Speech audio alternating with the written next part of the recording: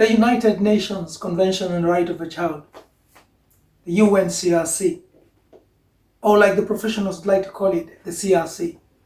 What is it? It is an international agreement about child's rights. This is what we want to discuss today. But before then, this is Safeguarding Watoto channel, and I'm your host today, Jeff.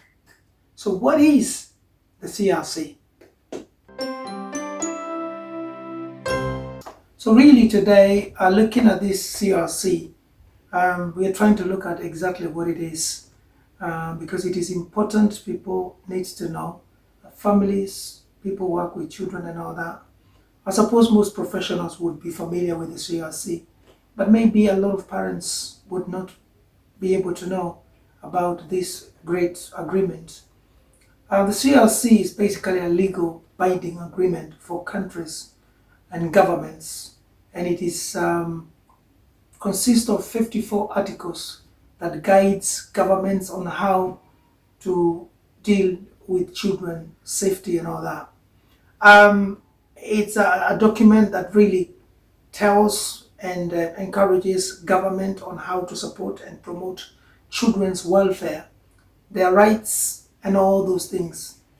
Among these is about that every child has a right to be listened to, they have a right to be protected, they have a right to education, they have a right to be listened to. These are some of the rights that children around the world should really enjoy, and this should be provided by every government. In the year 2000, two optional articles were added, and this was basically all about that government should ensure that children should not be forcibly recruited into any armies, so that if a child is under the age of 18, they shouldn't be in the army. And the second option was that government should ensure that children should not be into prostitution. They should not have any connection with pornography, or they should not be enslaved. They should not be sold into slavery. These were the two optional protocols that were added in the year 2011.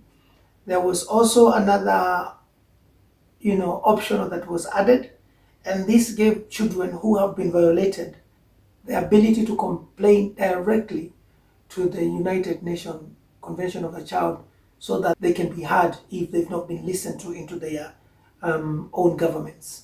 So this article is critical because basically it sets out, and the sad part of this article is that almost every country in the world has signed to this, and they have ratified this convention, but unfortunately United States have not ratified this.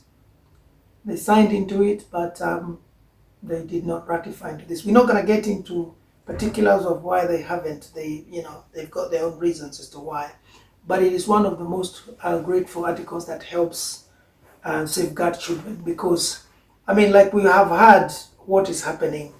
There are countries where we know that children soldiers used to exist.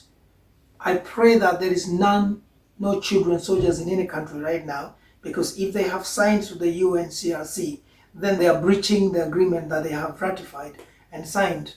So every country really, the leaders of those countries, the governments, they must ensure that these rights are given free to children, so that children can grow, and develop to become what's the best that they can be. It's fundamental that governments compile their reports. I think it is every other few years that they compile their report and send this report to the UNCRC, which has a council that sits down to look at what is happening in every region and in every country, so that they can ensure that the countries are living up to what they signed for. So it is sad then when we see things happen to children around the world whilst they've already signed for this and they have said. Nonetheless, unfortunately, this is why every country is sovereign and they can do things, and as long as they are sending the report back, it should be fine. Before we continue, I'd like to welcome each and every one of you great viewers. If it's your first time today to visit our channel, I'd like to encourage you to subscribe to our channel, and please leave your notification bell on, so that when we download any video or put out information that is important, should be the first one to be notified. But for you that are returning, our viewers, we are really grateful and thankful.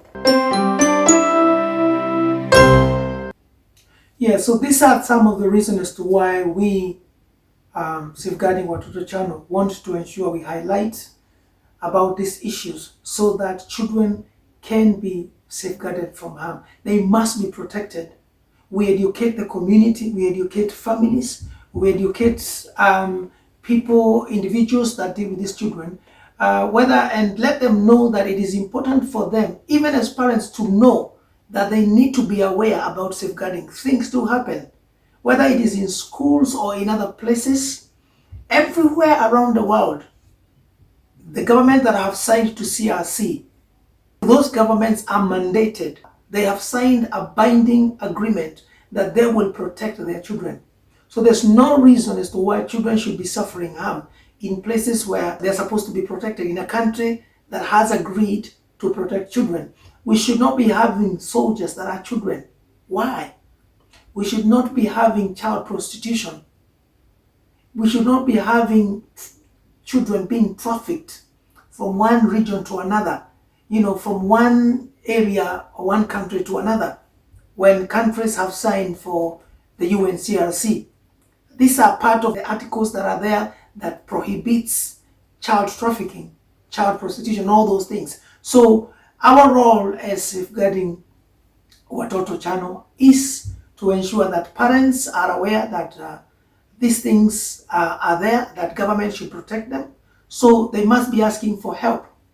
Also, that they should play their part as parents. What is it that the parents are supposed to play their part to ensure they know what is needed for them to know? For instance, they need to know where their children are. It is not the responsibility of everybody else to be taking care of your children. You are supposed to know where your children are, who they are playing with, what they went to do there, how they went, and you're supposed to ensure you know that area or that place or wherever they are going. You understand about the area, the risks that area may pose, the threats that may be there, so that you then make a very sound decision if you need to send your child there or not. These are part of the parental responsibilities that we teach, parents to ensure they are aware of. If it is institutions like schools or trainings or things like that, then for countries that do not still have safeguarding policies, it is about time that they ensure there are policies that are in place, and not only they're in place, that they must be followed. They must be adhered to. And then, of course, it is also to ensure if things do go wrong and the children are abused, say for instance sexually, they are abused by adults, that those adults are brought to the book.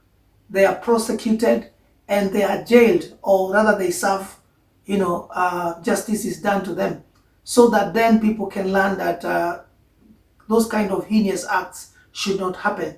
So we shall probably be looking at this at another time, and maybe go a bit deeper. But for today, I think I just wanted to bring the awareness that the United Nations CRC is there, and every country that has signed must then live to that. The only country that has not signed is the United States of America, which is a sad thing. But like I said, I'm not here to judge. Maybe they've got their own good reasons that probably in another video we could look at. But in the meantime, I would like to request if you could kindly subscribe if you're new here today, or you visited today as a new visitor. Please do subscribe to our channel. I'd like you to share this message, to comment. Just let us know what you think about what we are saying, and share the video. It is all about enriching one another, but most importantly, ensuring that children and young people do not suffer harm, because that is our responsibility. So until our next video, let it be known, let it be told that safeguarding children and young people must be our responsibility. Thank you very much.